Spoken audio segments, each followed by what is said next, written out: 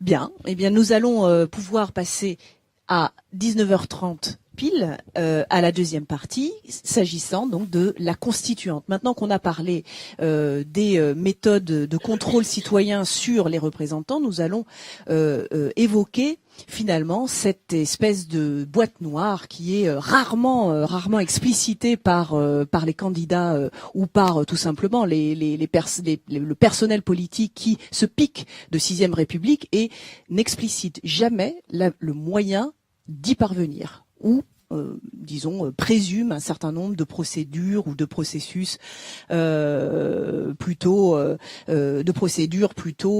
lénifiantes, comme des groupes d'experts, des espèces de sages qui se prononcent à notre place sur la règle du jeu institutionnel. Or là, nous avons précisément une autre idée qui a été largement inspirée de l'histoire, mais aussi d'expériences étrangères, en particulier l'expérience tunisienne, qui a été pour nous une source d'inspiration, de réflexion.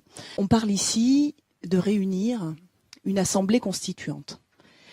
Une assemblée constituante qui aurait pour mission de rédiger une constitution qui remplacera la Constitution de 1958, la Constitution actuelle française, et qui remplacera à condition que le peuple approuve le résultat de ce travail.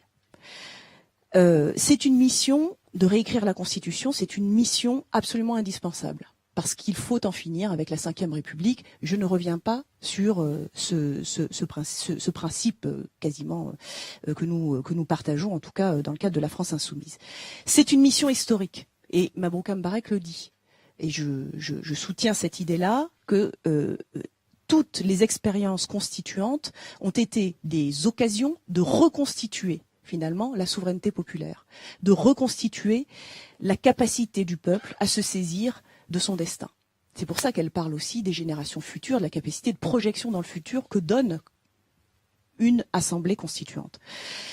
C'est une mission hautement démocratique. Enfin, puisqu'une assemblée constituante va produire de l'implication populaire, nécessairement. Elle va produire ce qui est le carburant du fonctionnement démocratique de la République. Donc, c'est pour cela que nous considérons que la technique de l'assemblée constituante est complètement en rapport avec le projet, par ailleurs, de l'avenir en commun que nous défendons dans cette élection. Donc il faut une procédure finalement qui garantisse toutes ces qualités.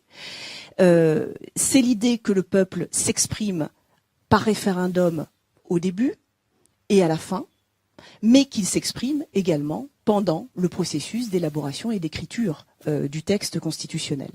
Alors on va reprendre cette idée-là de manière très linéaire, l'ouverture de la procédure, d'abord.